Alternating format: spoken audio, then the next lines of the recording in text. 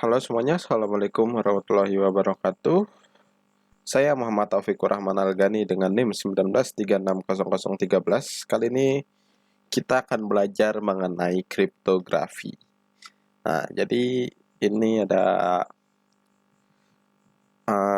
dokumen atau PDF buatan dari dosen saya yang akan saya jelaskan materinya. Jadi apa sih? Pertama itu apa sih kriptografi itu? Nah, kriptografi itu berasal dari bahasa Yunani yang berarti kriptos dan grafein. Nah, kriptos itu berarti rahasia atau tersembunyi, sedangkan grafein itu artinya menulis. Jadi, secara umum, kriptografi merupakan proses menulis atau menyampaikan pesan secara rahasia dan tersembunyi. Nah, tapi jika kita kaitkan dengan penggunaan teknologi digital, maka kriptografi adalah disiplin ilmu yang mempelajari teknik enskripsi naskah lain atau biasa kita sebut plain text dengan memanfaatkan kunci enskripsi sehingga naskah tersebut berubah menjadi teks yang sulit terbaca atau bisa disebut ciphertext. Nah, oleh user yang tidak memiliki kunci deskripsi tersebut. Nah, selanjutnya ada istilah kriptografi klasik, merupakan teknik kriptografi yang pembuatannya tidak memerlukan bantuan komputer dan biasanya menggunakan alat bantu pena, batu, kertas, dan alat tradisional lainnya. Sedangkan kriptografi modern sangat didasari pada teori matematis dan aplikasi komputer. Nah, algoritma komputer didesain pada asumsi ketahanan komputasional, membuat algoritma ini sangat sulit untuk dipecahkan oleh musuh atau pihak lawan. Nah, untuk jenis-jenis kriptografi itu ada beberapa jenis. Yang pertama ada hash function. Nah, dengan menjadikan input dan data menjadi nilai numerik, kemudian akan diringkas oleh hash system. Nah, apabila kita menggunakan metode ini, maka tidak memerlukan kunci dikarenakan fungsi telah disesuaikan dengan tahapan skenario pengiriman data berbasis satu arah. Contohnya itu ada MD5, SHA, SHA5, dan sebagainya. Nah, jenis yang kedua ada public key kriptografi. Nah, dengan memanfaatkan dua kunci yang saling berhubungan, yaitu kunci publik dan privat. Contohnya ada RSA, LGAML, DSA, PKC, ellipse curve, dan sebagainya juga. Selanjutnya ada symmetric key kriptografi atau bisa disebut kunci rahasia, yang berarti penerima dan pengirim informasi hanya menggunakan satu kunci untuk melakukan enskripsi data. Contohnya itu sendiri ada Advanced Encryption System atau bisa disingkat AES, Vigenre, RC4, dan sebagainya. Nah, untuk teknik dan kebutuhan kriptografi itu ada metode scrambling, yaitu teknik pengumbahan teks biasa menjadi teks sandi sehingga menggunakan rumus plain text, key encryption, dan description. Nah, enskripsi itu adalah proses penyembunyian sebuah data pesan dengan cara mengubah plain text menjadi ciphertext. Deskripsi itu merupakan kebalikan dari enskripsi. Jadi pesan yang udah terenskripsi itu kita bertujuan untuk memahami pesannya agar bisa dapat dibaca oleh user. Nah, key sendiri itu berarti teknik yang digunakan untuk melakukan enskripsi dan deskripsi data tersebut.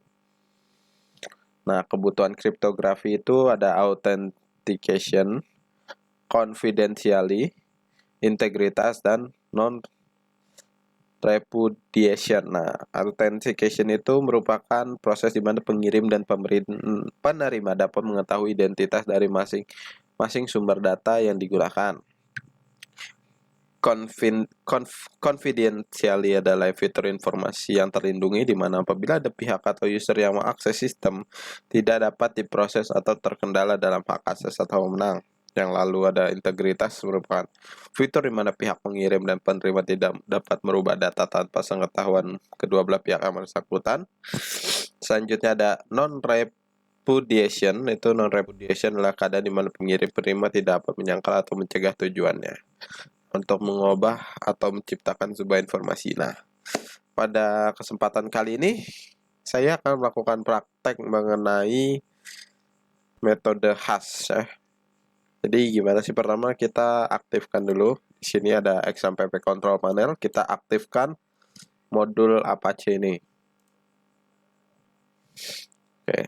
Nah, selanjutnya script yang ada di sini kita buat lagi baru. Kita gunakan script ini.